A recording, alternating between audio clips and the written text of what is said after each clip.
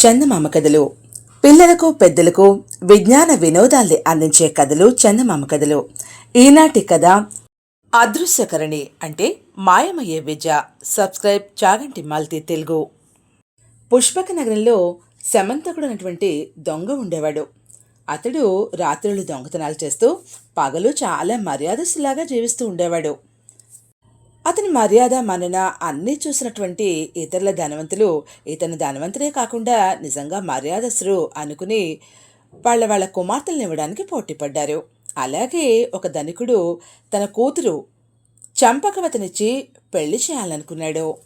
అంగరంగ వైభవంగా ఒక శుభముహూర్తంలో పెళ్లి చేశాడు.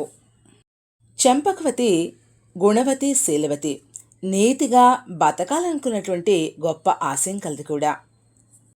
తన భర్త అయినటువంటి శమంతకుణ్ణి దగ్గరగా చూడటం మొదలుపెట్టింది. అలా చూసినటువంటి సమయంలో తన భర్త సామాన్యుడు కాదని, ఒక దొంగని తెలియడానికి ఆమెకు ఎంతో కాలం పట్టలేదు.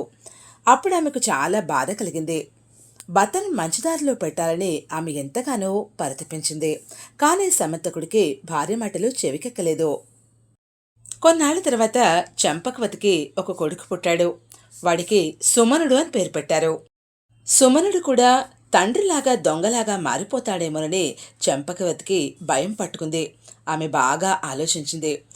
కొడుక్కి 5వ సంవత్సరం రాగానే చదువు సంజలని చెప్పి తల్లిదండ్రుల ఇంటికి పంపించేసింది. 18 ఏళ్ళు వచ్చే వరకు సుమనుడు తాతగారింట్లోనే పెరిగాడు. దొంగతనంలో కొడుకును తనంతన వాణి చేయాలని శమంతనుడు ఓబలాట పడుతూ ఉండేవాడు. కొడుక్కి 18 ఏళ్ళు రాగానే ఇంటికి తీసుకొచ్చేశాడు. ఎందుకంటే తన వృత్తి దొంగతనం ఏదైతే ఉందో అది కొడుక్కి నేర్పాలని భావించాడు శమంతనుడు. ఇవన్నీ చూసినటువంటి శమంతనుడి భార్య చంపకవతికి దిగులు పట్టుకుంది. ఆమె ఒకనాడు రహస్యంగా సుమనుడి దగ్గరికి వెళ్ళి, తండ్రి ఎలా బతుకుతున్నాడో చూస్తున్నావు కదా, నువ్వైనా సరే నీతిగా ఏదో వ్యాపారం చేసుకుని బతుకు, అంతేకాని నీ తండ్రిలాగా దొంగవు మాత్రం కాకు, ఇది నా కోరికే అంటూ చేతిలో చెయ్యి వేసి ఒట్టు వేయించుకుంటుంది. తప్పకుండానమ్మా, నువ్వెలా చెప్తే అలాగే వింటాను అన్నాడు సుమనుడు సంతోషంగా.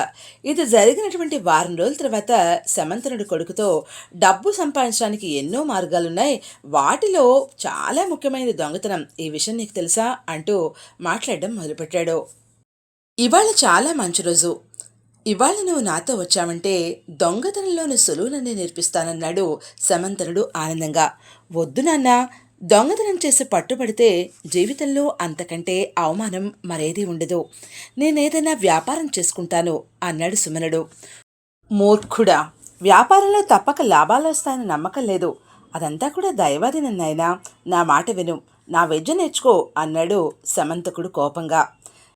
నానా, నేను వ్యాపారం ప్రారంభిస్తాను, అది నా వల్ల కాకపోతే పోయిందేమీ లేదులే, అప్పుడు దొంగతనాలు ఎలాగూ ఉన్నాయి కాబట్టి వాటిని ఆరంభిస్తాను, దొంగతనంలో వేరే మెళకువలు నేర్చుకోవాల్సినటువంటి అవసరం నాకు లేదు నాన్న, అదృశ్యీకరణ అనేటువంటి ఒక విద్యను నేను ఇదివరకే నేర్చుకుని ఉన్నాను, ఆ విద్య వల్ల నేను తలుచుకున్నప్పుడల్లా మాయం కాగలను, ఆ సమయంలో ఎవరైనా నా చేయి పట్టుకుంటే వాళ్ళు కూడా అదృశ్యమైపోతారు అన్నాడు గుంభనంగా. ఈ విద్యను నేను నేర్పినటువంటి గురువు ముందు, జన్మనిచ్చిన తల్లిదండ్రుల ముందు తప్ప ఎవరి ముందైనా ప్రదర్శించగలను అన్నాడు సుమనుడు. ఇలాంటి కబుర్లేవి నేను నమ్మను అన్నాడు శమంతనుడు. అయితే ఓ పని చేద్దానన్నా, ఈ రాత్రికి మనము ఒకరింటికి దొంగతనానికి వెళ్దాం, ఈ దొంగతనం కేవలం నా విద్యను ప్రదర్శించడం కోసమే, అక్కడ దొంగతనం చేయడానికి మాత్రం వీల్లేదు, అవసరమైతే తప్ప నా విద్యను దుర్వినియోగం చేయనని నా గురువుకు మాట ఇచ్చాను, ఈ అదృశ్యీకరణ ఆయన నేర్పింది అన్నాడు సుమనుడు. సమంతకుడు అందుకు అంగీకరించాడు. ఆ రాత్రి తండ్రి కొడుకులిద్దరూ నగరంలోకి బయలుదేరారు. ఆ నగరంలో పేరు మోసినటువంటి వజ్రగుప్తుడైనటువంటి వ్యాపారి ఇంటి ముందు ఆగారు. తరువాత సుమనుడు తండ్రి చేయి పట్టుకుని ఏవో మంత్రాలు జపించడం మొదలుపెట్టాడు. నువ్విక మాట్లాడుకునన్నా, మనం ఎవరికి కనిపించాం అన్నాడు. ఇంటి చుట్టూ పెద్ద ప్రహరీ గోడ ఉంది. సమంతకుడు ఆ గోడ దూకాలని ప్రయత్నించాడు. సుమనుడు అతన్ని వారిస్తూ, చక్కని రాజమార్గం ఉండగా మనకి ఈ అడ్డదారులెందుకు నాన్నా అంటూ చేయి పట్టుకుని తీసుకెళ్లాడు. ద్వారం వెలుపల కాపలాదారుడు ఉన్నాడు. అయినా సుమనుడు సమంతకుడు లోపలికి వెళ్తూ ఉంటే వాడేమీ పట్టనట్టుగా ఊరుకున్నాడు. ఇద్దరూ కొంత దూరం నడిచి భవన సింహద్వారం చేరుకున్నారు. సుమనుడు తెరిచి ఉన్నటువంటి ద్వారం గుండా లోపలికి పోతూ తండ్రితో జాగ్రత్త, నా చేయి మాత్రం వదులుకు నాన్నా అంటూ చిన్నగా హెచ్చరించాడు. లోపల ఏదో విందు జరుగుతోంది. కానీ ఒక్కరు కూడా తండ్రి కొడుకులను గమనించే స్థితిలో లేరు. సుమనుడు తండ్రిని భవనంలోని అన్ని గదులకు తీసుకుపోయి చూపించడం మొదలుపెట్టాడు. ఒక గదిలో 4-5 పెద్ద పెద్ద పెట్టెలున్నాయి. వాటిల్లో రత్నమాణిక్యాలు, బంగారు నగలు, బంగారు కాసులు, చేనాంబరాలు ఉన్నాయి. అవి చూసి సమంతకుడి కళ్ళు చెదిరిపోయాయి. సుమనుడు వారించకుండా ఉన్నట్లయితే అతడు అక్కడ ఉన్నటువంటి కొంత సొమ్మునైనా అపహరించుకుపోయేవాడే. తండ్రి కొడుకులిద్దరూ తిరిగి ఇల్లు చేరాక తండ్రి కొడుకుతో ఈ విధంగా అన్నాడు. నీ విజయం ముందు నాకు తెలిసినంత దిగదుడిపే నాయనా. నీ విద్య చాలా బాగుంది, నాకు నేర్పిస్తావా అన్నాడు. దానికే తప్పక నేర్పుతాను అన్నాడు సుమనుడు. ఈ అదృశ్యీకరణి అంటే మాయమైపోయే విద్య ఏదేందో దాన్ని నేర్చుకునే సమయంలో కొన్ని కఠిన నియమాలు పాటించాల్సి ఉంటుందన్నాడు.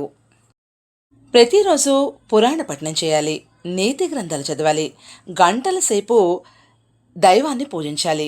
ఇవన్నీ యథావిధిగా చేశాక రాత్రి పడుకోబోయే ముందు అదృశ్యీకరణి మంత్రాన్ని 100 సార్లు జపించాలి. ఇవన్నీ చేయగలవా మరి అంటూ తండ్రిని అడిగాడు. ఎన్ని రోజులు చేయాలేమిటి అనగానే 10 సంవత్సరాలనన్నా, 10 సంవత్సరాలు చేస్తే ఆ విద్య నీకు వశమవుతుంది. సమంతకుడు అదృశ్యీకరణ విద్య నేర్చుకునేందుకు పట్టుదలగా ఉన్నాడు. పూజా విధి అంతా కూడా ఆరంభించాడు.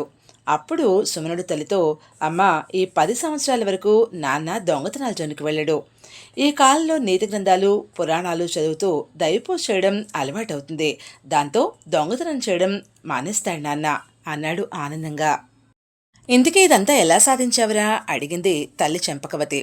తాతగారింటి నుండి చదువుకునేటప్పుడు నాకు వజ్రగుప్తుడి కుమార్తెతో పరిచయం అయింది. ఆమెకు నేనంటే ఎంతో ఇష్టం. ఆమె సాయంతోనే ఈ నాటకం అంతా ఆడగలిగాను అంటూ ఆ రాత్రి జరిగినటువంటి విషయమంతా కూడా సుమనుడు తల్లికి వివరించాడు. అంటే నీ తండ్రి దొంగని వాళ్ళందరికీ తెలిసిపోయిందా అంది చెంపకవతి నొచ్చుకుంటూ.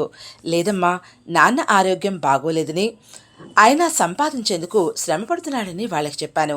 ఆయన కాస్త విశ్రాంతి తీసుకునేలా చేయాలంటే అదృశ్యీకరణ నాటకం ఆడాలన్నాను. అంతే, వారందరూ కూడా నాతో ముందుకొచ్చారు. సమంతకుడు అదృశ్యీకరణ విద్యకై పూజా విధిలో ఉన్నటువంటి సమయంలో సుమనుడు వజ్రగుప్తుడి కుమార్తెను పెళ్లి చేసుకున్నాడు. తరువాత వ్యాపారంలోని మెళుకులన్నీ మామగారి దగ్గర నేర్చుకున్నాడు. అంతేకాకుండా ఆ నగరంలోని గొప్పవాళ్లలో ఒకటిగా మారిపోయాడు. అదండి ఈనాటి కథ అదృశ్యకరణి. Subscribe Chaganti multi Telugu.